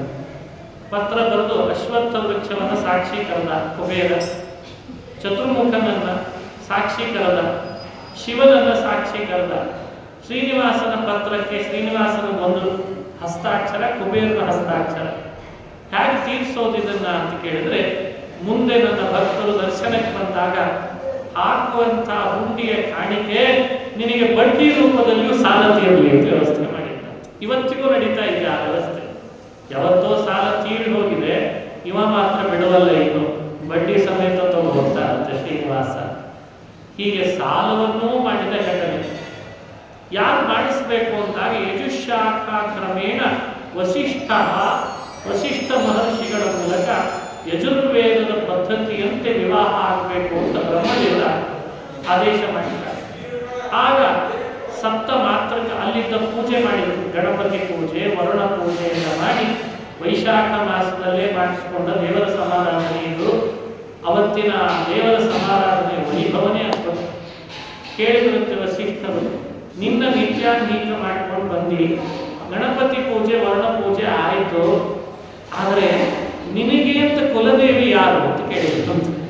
ಜಗತ್ತಿಗೆಲ್ಲ ನೀನೇ ದೇವರಾದ ಮೇಲೆ ನಿನಗ್ಯಾರು ಸ್ವಾಮಿ ಕುಲದೇವರು? ಅದಕ್ಕೆ ಭಗವಂತ ಕೀರ್ತಿ ಬರಲಿ ಅಂತ ಶಮಿ ವೃಕ್ಷವನ್ನ ಕೊಟ್ಟ ಅಂತ. ಶಮಿ ವೃಕ್ಷವೇ ಕುಲದೇವಿ ಎನ್ನುವ ಸ್ಥಾನ ಕೊಟ್ಟು ವಿಡಂಬನೆ ಮಾಡ್ತಾ ಅದನ್ನೇ ಪೂಜಿಸಿ ಅದನ್ನು ಪ್ರತಿಷ್ಠೆ ಆಗಬೇಕು ಅಂದಾಗ ವರಾಹದೇವರ ಮನೆಗೆ ಬಂತು. ವರಾಹ ಸ್ವಾಮಿಗೆ ಕೇಳ್ತಾನೆ, ಶಮಿ ವೃಕ್ಷ ಕುಲದೇವಿ ಪೂಜೆ ಮಾಡಿದ್ದೇನೆ, ನೀವು ಕಲ್ಯಾಣಕ್ಕೆ ಅಂತ ಬರಬೇಕು, ಶ್ರೀನಿವಾಸ ಬಾಲಕನ ಕಲ್ಯಾಣ, ಇದರ ಪ್ರತಿಷ್ಠೆ ಮಾಡಲಿಕ್ಕೆ ಅವಕಾಶ ಕೊಡ್ರಿ ಅಂತ ಕೇಳಿ ವರಾಹಸ್ವಾಮಿಯ ಮನೆಯೊಳಗೆ ಶಮಿ ಕುಲದೇವಿಯನ್ನು ಪ್ರತಿಷ್ಠೆ ಮಾಡಿ ಭಗವಂತ ಕಲ್ಯಾಣ ಮಾಡಿಕೊಂಡು ಹೊರಟ. ಹೀಗೆ ದೇವಸ್ಥಾನದೊಳಗೆ ಶಮಿ ಪ್ರತಿಷ್ಠೆ ಆದ ಸಂದರ್ಭವನ್ನು ವರ್ಣನೆ ಮಾಡ್ತಾರೆ. ಮನೆಯಲ್ಲಿ ಆಗೋ ಕಲ್ಯಾಣ ಕುಲದೇವರನ್ನ ಚೆನ್ನಾಗಿ ಆರಾಧಿಸಿಯೇ ಮಾಡಬೇಕು ಅಂತ ಪದ್ಧತಿ. ಅದನ್ನು ಶ್ರೀನಿವಾಸ ಜಗತ್ತಿಗೆ ಸಾರಿದ ಅಂತ. ವರಾಹ ನೀನು ವಿವಾಹಕ್ಕೆ ಬರಬೇಕು ಅಂದ್ರೆ ಭಗವಂತ ಹೇಳಿದಂತೆ ವರಾಹ ಇಷ್ಟು ತಡವಾಗಿ ನೆನಪಾಯ್ತು ನಾನು ಯಾರು ಅಂತ. ಇದೇ ನೋಡಿ ಮನುಷ್ಯರ ಸ್ವಭಾವ. 100 ಪಾದ ಭೂಮಿ ಕೊಡುವಾಗ ನಾನು ಬೇಕಾಯ್ತು, ಮನೆಯಲ್ಲಿ ಲಗ್ನ ಮಾಡ್ಕೊಳ್ಳಿಕ್ಕೆ ಹೇಳಿಕ್ಕೆ ನೆನಪಾಗಲಿಲ್ಲ, ದೇವರ ಸಮಾರಾಧನೆ ದಿವಸ ನೆನಪಾಯ್ತ. ಅದಕ್ಕೆ ಭಗವಂತ ಅಂತ ವರಾಹ ನನ್ನ ಪ್ರತಿನಿಧಿಯಾಗಿ ಬಕುಲೆ ಇದ್ದಾಳೆ. ಎಂಥ ಅದ್ಭುತ! ಈ ಪ್ರತಿನಿಧಿಯಾಗಿ ಇನ್ನೊಬ್ಬರನ್ನು ಮದುವೆ ಕಳಿಸೋದು ಅವಾಗಿಂದಲೇ ಬಂದಂತೆ. ನೀವು ಬರ್ರಿ ಅಂತ ತಂದಿರ್ತಾರೆ, ಅವ್ರು ಬರ್ತಾರಲ್ಲ, ಅವ್ರು ಬಂದ್ರೆ ನಾವು ಬಂದಂಗೆ ಅಂತಾರೆ. ವರಾಹ ಹಾಗೆ ಮಾಡಿದ ಆಗ್ತದೆ ಪುರಾಣ. ಅಂತೂ ಆ ಕಲ್ಯಾಣದ ಪೂರ್ವಭಾವಿ ಕುಲದೇವಿ ಪ್ರತಿಷ್ಠೆ ಆದ ಮೇಲೆ ಇನ್ನು ಹೊರಡೋಣ ಅಂತ ಶ್ರೀನಿವಾಸ ಹೇಳಿದ. ಆ ಸಮಯಕ್ಕೆ ಬ್ರಹ್ಮದೇವರಂತಾರೆ, ಇಷ್ಟು ಸಂಭ್ರಮದ ಕುಲದೇವಿ ಪ್ರತಿಷ್ಠೆ ದೇವತಾ ಸಮಾರಾಧನೆ ಮಾಡಿ ಉಪವಾಸದಿಂದ ಹೋಗುವ ಹಾಗಿಲ್ಲ ಅಂತ ತಕರಾರು. ನೋಪವಾಸೇನ ಗಂತವ್ಯಂ, ಇಷ್ಟೂ ಜನರಿಗೆ ಭಕ್ಷ್ಯ ಭೋಜ್ಯ ಮಾಡಿಸಿ ಊಟಕ್ಕೆ ಹಾಕಿಸ್ಬೇಕು ಅಂದಾಗ ಭಗವಂತ ಅಗ್ನಿಯನ್ನು ಕರೆಸಿ ಸ್ವಾಮಿ ಪುಷ್ಕರಣಿ ತೀರ್ಥದಲ್ಲಿ ಅನ್ನ, ತುಂಬೂರು ತೀರ್ಥ, ಕಪಿಲ ತೀರ್ಥ ಅಂತ 106 ತೀರ್ಥಗಳಲ್ಲಿ ಅಗ್ನಿದೇವರನ್ನ ಅದರ ಕೆಳಭಾಗದಲ್ಲೇ ಕೂಡಿಸಿ ಅಲ್ಲಲ್ಲೇ ಭಕ್ಷ್ಯ ಭೋಜ್ಯಗಳನ್ನು ಕಾಣಿಸ್ಬಿಡ್ತಾರೆ. ಇವತ್ತಿನ ಕಾಲದಲ್ಲಿ ಇಂಥವೆಲ್ಲ ಹೇಳಿದ್ರೆ ಯಾರು ನಂಬಲ್ಲ. ಪುರಾಣಗಳ ಮೇಲೆ ಒಂದು ವಿಶ್ವಾಸ ಇಟ್ಟರೆ ಈ ಅಘಟಿತ ಘಟನಾ ಶಕ್ತಿಯನ್ನ ತಿಳಿಸ್ಲಿಕ್ಕೆ ಅವಕಾಶ ಇದೆ. ಎಲ್ಲ ಕಡೆಯಲ್ಲಿ ಅದನ್ನು ಮಾಡಿದ್ದಾರೆ, ಸಿದ್ಧವಾಗಿಯೇ ಬಿಡ್ತು. ಆಮೇಲೆ ಬ್ರಹ್ಮದೇವರು ಕೇಳ್ತಾರೆ, ಬಂದಂಥ ಋಷಿ ಮುನಿಗಳು, ದೊಡ್ಡ ದೊಡ್ಡ ತಪಸ್ವಿಗಳು ನೈವೇದ್ಯ ವೈಶ್ವದೇವ ಮಾಡದೆ ಅವರು ಯಾರೂ ಭೋಜನ ಮಾಡಲ್ಲ ಸ್ವಾಮಿ, ನೀನೇ ಸರ್ವೋತ್ತಮನಾದಾಗ ನೈವೇದ್ಯ ಯಾರಿಗೆ ಮಾಡಲಿ ಅಂತ ಕೇಳಿದ್ರು. ಆಗ ಶ್ರೀನಿವಾಸ ಅಪೋಮಲ ನರಸಿಂಹ ಇದ್ದಾನಲ್ಲ, ಅವನ ಅಣ್ಣ, ಅವನಿಗೆ ಮಾಡು ಅಂತ ಹೇಳಿದ್ರು. ಈ ತಿರುಪತಿಯ ಪರ್ವತವನ್ನ ಪುರಾಣ ಕೊಡೋ ಕಲ್ಪನೆ ಹೀಗೆ, ಶ್ರೀಶೈಲ ಅಂತಿದೆ. ಶ್ರೀಶೈಲ ಅಂದ್ರೆ ಅದು ಒಂದು ಬಾಲ, ಅಹೋಬಿಲ ಮಧ್ಯ, ತಿರುಪತಿ ಮುಖ ಅಂತ. ಅಲ್ಲಿಂದ ಇಲ್ಲಿವರೆಗೂ ಎಲೆ ಹಾಕ್ಸಿದ್ರಂತೆ. ಅದು ಒಂದೇ ಬೆಟ್ಟ. ದರ್ಶನ ಮಾಡಲಿಕ್ಕೆ ಹೊರಟಾಗ ಶ್ರೀಶೈಲ, ಅಹೋಬಿಲ, ತಿರುಪತಿ ಒಟ್ಟಿಗೆ ಇತ್ತಂತೆ. ಹಾಗಾಗಿ ಅಹೋಬಲ ನಾರಸಿಂಹನಿಗೆ ಬ್ರಹ್ಮ ನೈವೇದ್ಯ ಮಾಡಿ ವೈಶ್ವದೇವ ಮಾಡಿದ. ಅಲ್ಲಿಂದ ಇಲ್ಲಿವರೆಗೂ ಎಲೆ ಹಾಕಿಸಿದ್ರಂತೆ. ಮರುದೇವತೆಗಳಿಗೆ ಹೇಳಿ ಬಡಿಸುವ ವ್ಯವಸ್ಥೆ, ಚಂದ್ರ ದೀಪದ ವ್ಯವಸ್ಥೆ, ವರುಣ ನೀರಿನ ವ್ಯವಸ್ಥೆ, ಹೀಗೆ ಒಬ್ಬೊಬ್ಬರಿಗೆ ಆ ವ್ಯವಸ್ಥೆ ಕೊಟ್ಟು ದೇವರ ಸಮಾರಾಧನೆಯಲ್ಲಿ ಎಲ್ಲರಿಗೆ ಬಡಿಸಿದ್ದಾರಂತೆ.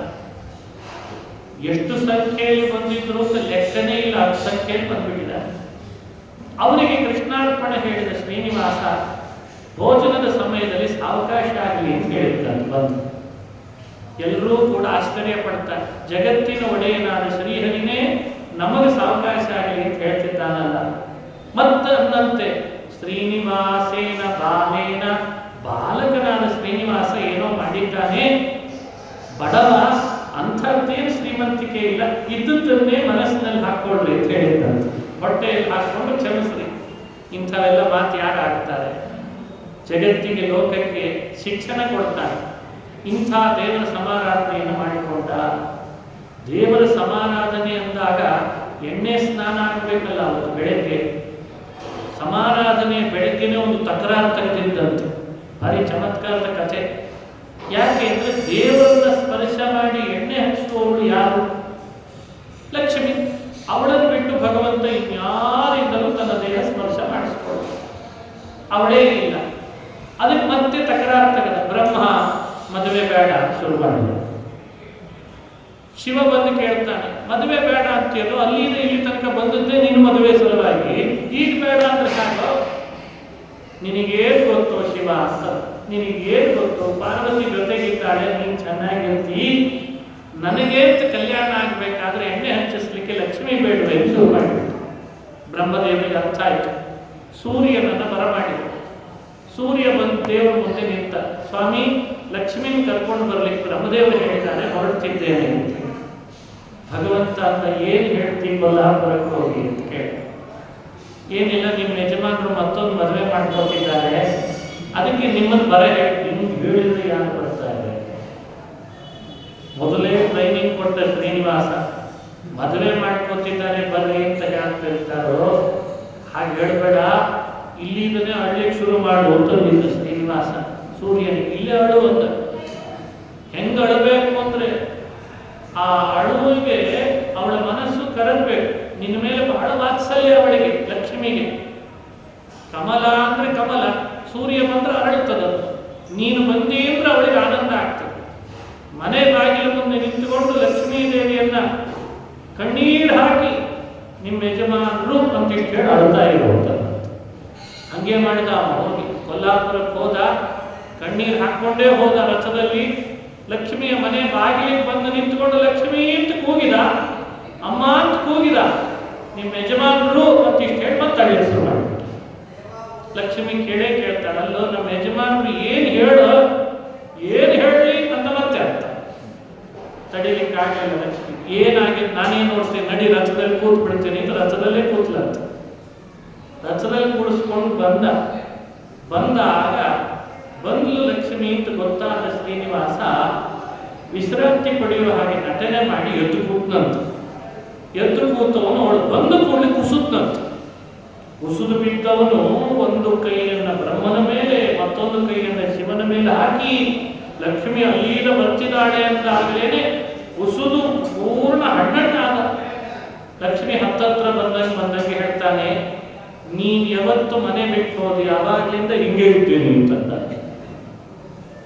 ಮಾಮಪಿ ಮೋಹಯತ್ತೇಷ ಮಾಯಾ. ಲಕ್ಷ್ಮಿ ಅಂತಾಳೆ, ಯಾಕೆ ಮೋಹನ ಮಾಡ್ತೀವಿ ಸ್ವಾಮಿ ಅಂತಂದ.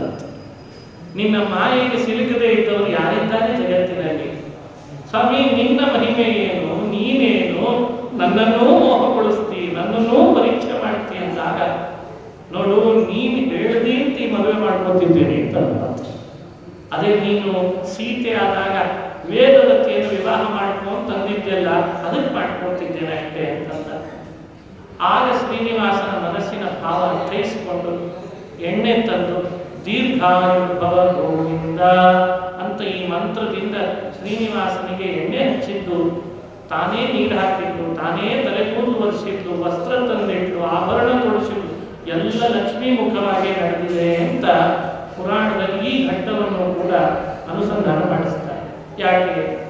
ಜಗತ್ತಿನ ಎಲ್ಲ ಸಂಪತ್ತಿನ ದೇವತೆ ಲಕ್ಷ್ಮಿ, ಆದರೆ ಅಂಥ ಲಕ್ಷ್ಮಿಯ ದೇವರು ನಾರಾಯಣ, ಅದಕ್ಕೆ ಲಕ್ಷ್ಮೀಪತಿ ಸರ್ವೋತ್ತಮ ಅಂತ ಅನುಸಂಧಾನ ಮಾಡಿಸ್ತಾರೆ.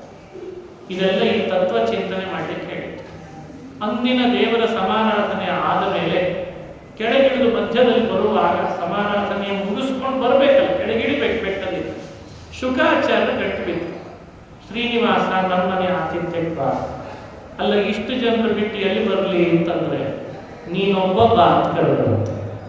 ಶ್ರೀನಿವಾಸನ ಕರ್ಕೊಂಡು ಹೋಗಿ ಆ ಶುಕಾಚಾರ್ಯರು ಒಂದು ಸ್ವಲ್ಪ ಅನ್ನ ಮಾಡಿ ಹುಣಸೆ ಹಣ್ಣಿನ ಗೊಜ್ಜು ಮಾಡಿ ಹಾಕಿದ್ರು. ಪಾಪ ಅವ್ರ ಹತ್ರ ಏನಿತ್ತು ಬೇರೆ, ಅದನ್ನೇ ಸ್ವೀಕರಿಸಿದ ಶ್ರೀನಿವಾಸ ಒಂದು ಸಲಿ ತನ್ನ ಪೂತ್ಕಾರ ಮಾಡಿದ ಅಂತಾರೆ ಪುರಾಣ. ಇದೊಂದು ಅಘಟಿತ ಘಟನಾ ಶಕ್ತಿ.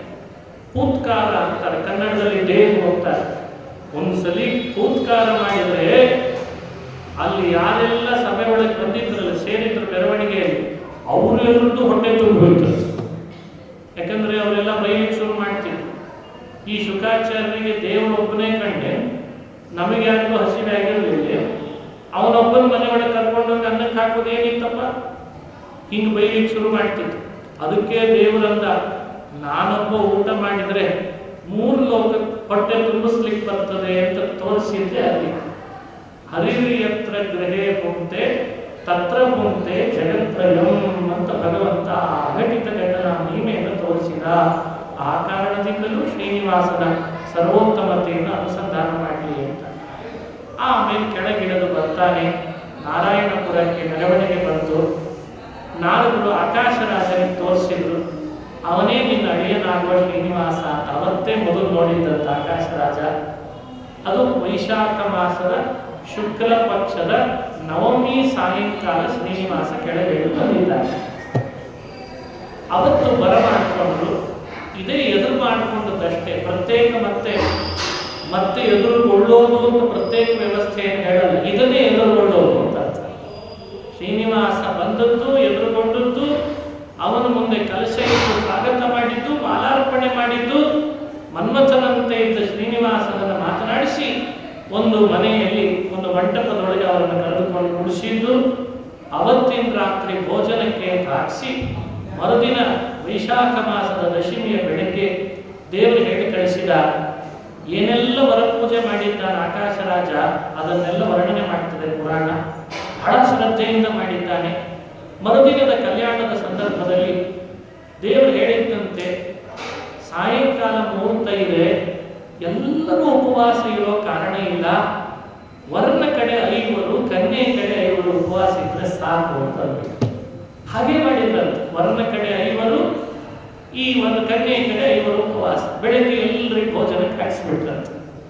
ಸಾಯಂಕಾಲದ ಗೋಧೂಳಿ ಮುಹೂರ್ತಕ್ಕೆ ಇಬ್ಬರನ್ನೂ ಅಲಂಕಾರ ಮಾಡಿ ಶ್ರೀನಿವಾಸ ಪೂರ್ವದಲ್ಲೇ ಒಂದು ನಿಂತಿದ್ದ ಮಂಟಪದಲ್ಲಿ ಹಸೆಮಣೆ ಮೇಲೆ ಅವನು ಅಲಂಕಾರ ಮಾಡಿದ್ದಾರೆ. ಪದ್ಮಾವತಿಯನ್ನು ಆನೆ ಮೇಲೆ ಮೆರವಣಿಗೆ ಮಾಡಿಸಿಕೊಂಡು ಕರ್ಕೊಂಡು ಬಂದು ಸಾಲಂಕೃತಳಾಗಿದ್ದಾಳೆ ಲಕ್ಷ್ಮೀ ಪದ್ಮಾವತಿ ದೇವಿ. ಸನ್ನಿಧಾನಕ್ಕೆ ಪಾತ್ರಳವು ಲಕ್ಷ್ಮೀ ಸನ್ನಿಧಾನ, ಅವಳೇ ಲಕ್ಷ್ಮಿ ಅಂತಾರೆ. ಅವಳನ್ನು ಬರಮಾಡಿಕೊಂಡು ಅಂತಃಪಟ ಧರಿಸಿ ಮುತ್ತಿನ ಅಕ್ಷತೆಗಳನ್ನು ಬಂದಂತಹ ಎಲ್ಲರಿಗೂ ಕೊಟ್ಟಿದ್ದರಂತೆ. ದೇವತೆಗಳಿಗೆ, ಋಷಿಗಳಿಗೆ, ಮುನಿಗಳಿಗೆ, ಗಂಧರ್ವರಿಗೆ, ಅಪ್ಸರರಿಗೆ, ಕಿನ್ನರರಿಗೆ. ನಾದಸ್ವರ ಮೊಳಗುತ್ತಿದೆ, ವೇದಕೋಶ ಒಂದು ಕಡೆ ಮೊಳಗ್ತಾ ಇದೆ, ಅಂತಃಪಟ ಧರಿಸಿದ್ದಾರೆ. ಇಬ್ಬರ ಪ್ರಭೆ ಒಂದಕ್ಕೊಂದಕ್ಕೆ ಪರಸ್ಪರ ಸ್ಪರ್ಶ ಆಗ್ತದೆ, ದೇಹದ ಪ್ರಭೆ.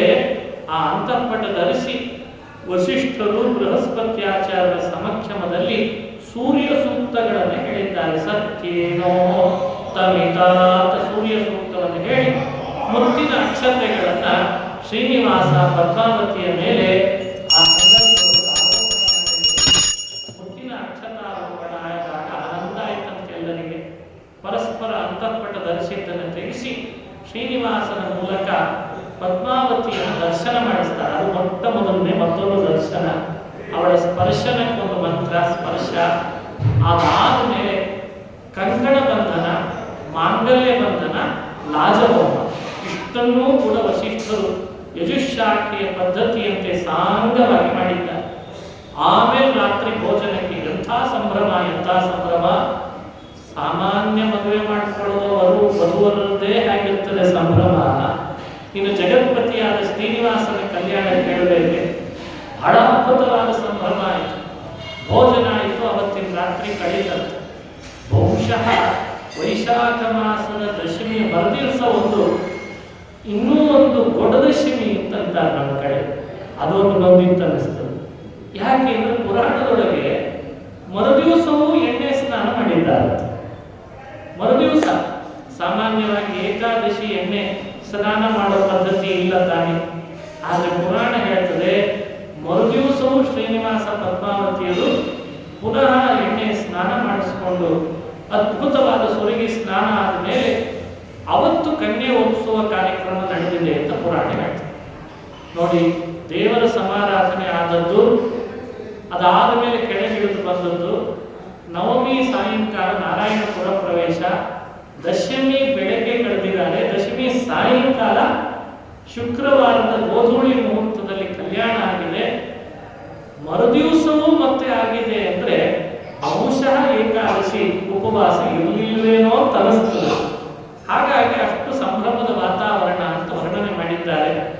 ಎಲ್ಲವನ್ನೂ ಸಮರ್ಪಣೆ ಮಾಡಿದ ಆಕಾಶರಾಜ ಕನ್ಯೆಯ ಜೊತೆಗೆ, ಕನ್ಯಾದಾನ ಅಂದ್ರೆ ಸಾಮಾನ್ಯನೇ, ಸರ್ವಸ್ವ ಸಮರ್ಪಣೆ ಮಾಡಿದ ಆಕಾಶರಾಜ ಕೈ ಮುಗಿದು ನಿಂತಿದ್ದಾನೆ ಜಗತ್ಪತಿಯಾದ ಶ್ರೀನಿವಾಸನ ಮುಂದೆ. ಇಷ್ಟೆಲ್ಲ ಯಾಕೆ ಮಾಡ್ತಿದ್ದಿ ಅಂತಂದಂತೆ ಶ್ರೀನಿವಾಸ. ಅದಕ್ಕೆ ಆಕಾಶರಾಜ ಅಂತಾನೆ, ನಿನ್ನದೇ ಸಂಪತ್ತನ್ನು ನಿನಗೆ ಸಮರ್ಪಣೆ ಮಾಡಲಿಕ್ಕೆ ನಂದೇನಿದೆ ಇಲ್ಲಿ ಅಂತಂದಂತೆ. ಹೀಗೆ ಸರ್ವಸ್ವ ಸಮರ್ಪಿಸಿ ಕೃತಾರ್ಥನಾದ ಆಕಾಶರಾಜ ಅಂತ ಬರ್ತದೆ. ಕನ್ಯೆ ಒಪ್ಪಿಸೋ ಕೆಲಸ ಅಂದ್ರೆ ಸಾಧಾರಣ, ಕನ್ಯೆ ಹೆತ್ತವರಿಗೆ ಗೊತ್ತು ಅದರ ಕಷ್ಟ ಏನು ಅಂತ. ಧರಣಿ ಬಂದಿದ್ದಾಳೆ, ವಸುದಾನ, ತೋಂಡಮಾನ. ವಸುದಾನ ಅಂತ ಸಹೋದರ ಪದ್ಮಾವತಿಗೆ, ತೋಂಡಮಾನ ಅಂತ ಚಿಕ್ಕಪ್ಪ. ಆಕಾಶರಾಜ ಎಲ್ಲರೂ ಬಂದು ಕಣ್ಣು ತುಂಬ ನೀರು ಸುರಿಸ್ತಾ ಇದ್ದಾರೆ. ಲಾಲಿತಾ ಪಾಲಿತಾ ಕನ್ಯಾ, ಈ ಲಾಲನೆ ಮಾಡಿ ಪಾಲನೆ ಮಾಡಿ ನಿನ್ನ ಕೈಗೆ ಒಪ್ಪಿಸ್ತಾ ಇದ್ದೇವೆ ಗೋವಿಂದ. ಶ್ರೀನಿವಾಸ, ಇವಳನ್ನ ಮಗನಂತೆ ಬೆಳೆಸಿದ್ದೇನೆ, ಮಗಳಲ್ಲ ಇವಳು, ಮಗನಂತೆ ಬೆಳೆಸಿದ್ದೇನೆ. ಏನ್ ಗೊತ್ತಿಲ್ಲ ಪಾಪ ಇವಳಿಗೆ, ಇವಳನ್ನ ನಿನಗೆ ಒಪ್ಪಿಸ್ತಾ ಇದ್ದೇನೆ, ನೋಡ್ಕೋ ಚೆನ್ನಾಗಿ ಅಂತ ಹೇಳಿದ್ರಂತೆ. ಇವರೆಲ್ಲ ಅಳೋದನ್ನು ನೋಡಿ ಶ್ರೀನಿವಾಸ ತಾನು ಹತ್ತು ಬಿಟ್ಟ ಅಂತದೆ ಕೂಡ. ನಾನು ಮೆಲ್ಲನೆ ಬಂದು ಕೇಳಿದ್ರು, ಶ್ರೀನಿವಾಸ ಅವರೇನೋ ಅಳ್ತಿದ್ದಾರೆ, ಕನ್ಯೆ ಹೆತ್ತವರು ಪಾಪ, ನೀನ್ ಯಾಕೆ ಅಳ್ತಿದ್ದಿ? ಹಿಂದೆ ಕೃಷ್ಣನಾದಾಗ ಸುಭದ್ರೆಯನ್ನು ಅರ್ಜುನನಿಗೆ ಒಪ್ಪಿಸುವಾಗ ಅಳಬೇಕೀಗೆ ಅಂತ ಗೊತ್ತಿರಲಿಲ್ಲ, ಅತ್ತಿರಲಿಲ್ಲ, ಈಗ ಅದು ನೆನಪಾಯಿತು ಅತ್ತೆ ಅಂತ. ಈ ಮಾತು ಕೇಳಿ ಎಲ್ಲರೂ ನಕ್ಕರಂತೆ ಅಂತ ಪುರಾಣ ಹೇಳ್ತದೆ. ಯಾವಾಗ ನಗಿಸ್ತಾನೆ, ಯಾವಾಗ ಅಳಿಸ್ತಾನೆ ಎಲ್ಲ ಅವನ ಅಧೀನ ಅಂತಾರೆ.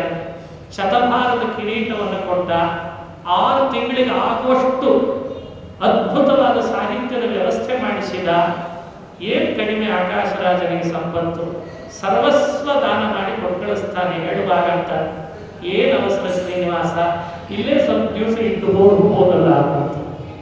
ಬಂದೇ ಬಹಳ ದಿವಸ ಆಯಿತು, ಕಾರ್ಯಸ್ಯ ಮಹತೀತ್ವರ, ಇನ್ನು ಇರ್ಲಿಕ್ಕೆ ಬಂದದ್ದೇ ಮದುವೆ ಮಾಡಿಕೊಳ್ಳಿಕ್ಕೆ ವೈಕುಂಠದಿಂದ ಕೆಳಗೆ ಇಳಿದಿದ್ದೇನೆ, ಇನ್ನು ಬಹಳ ದಿವಸ ಇರೋದಲ್ಲ, ಕಾರ್ಯ ಬಹಳ ಇದೆ, ಹೊರಡಬೇಕು ಅಂತ ಹೊರಟರಂತೆ.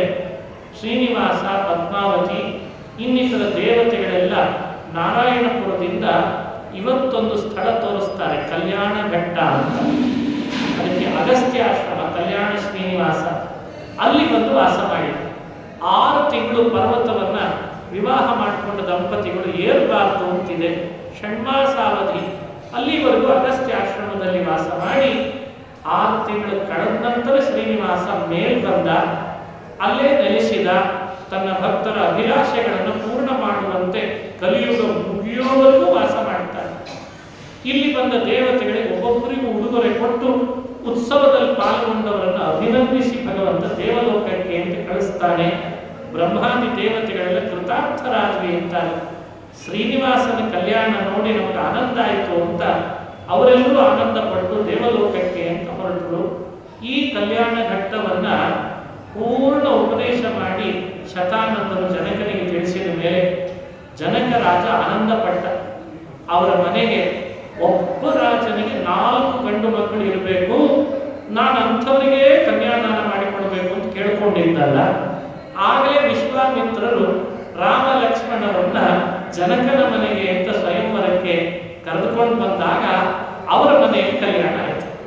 28ನೇ ಕಲಿಯುಗದಲ್ಲಿ ನಡೆದ ಶ್ರೀನಿವಾಸ ಕಲ್ಯಾಣದ ಕಥೆಯನ್ನ 24ನೇ ತ್ರೇತಾಯುಗದೊಳಗೆ ಶತಾನಂದರು ಮುಂದಾಗೋದನ್ನು ಮೊದಲೇ ಉಪದೇಶ ಮಾಡಿದ್ದಕ್ಕೆ ನೋಡಿ, ಇದಕ್ಕೆ ಭವಿಷ್ಯೋತ್ತರ ಅಂತ ಕರೆದ್ರು ಅಂತ ಹಿರಿಯರು.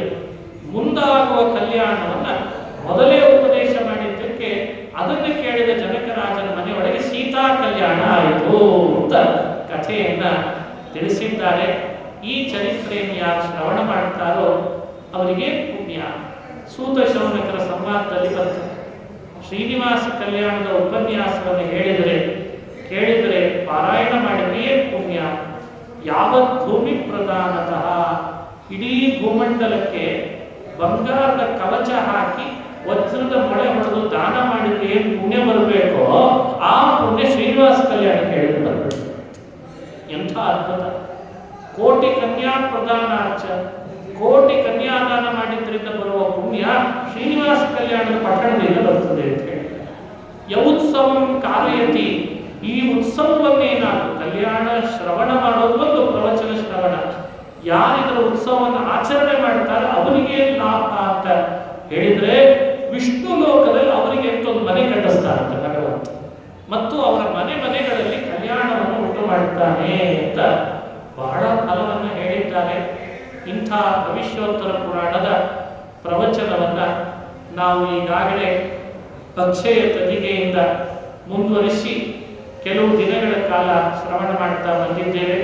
ಗುಲ್ಬರ್ಗದ ಅಹೋಭಾಗ್ಯ ಈ ಶ್ರೀನಿವಾಸನ ದೇವಸ್ಥಾನದಲ್ಲಿ ಈ ಬಾರಿಯ ವೈಶಾಖ ಮಾಸದ ಪರ್ವಕಾಲದ ಪುಣ್ಯ ಅಂದರೆ ಪ್ರವಚನದ ಒಂದು ಕಾರ್ಯಕ್ರಮ ಎಲ್ಲರನ್ನೂ ಕೂಡ ಅನುಗ್ರಹಿಸುವಂತೆ ಮಾಡಲಿ ಅಂತ ದೇವರಲ್ಲಿ ಪ್ರಾರ್ಥನೆ ಮಾಡ್ತಾ, ಇದರಿಂದ ಒದಗಿದ ಪುಣ್ಯ ಎಲ್ಲರಿಗೂ ಸಿಗಲಿ.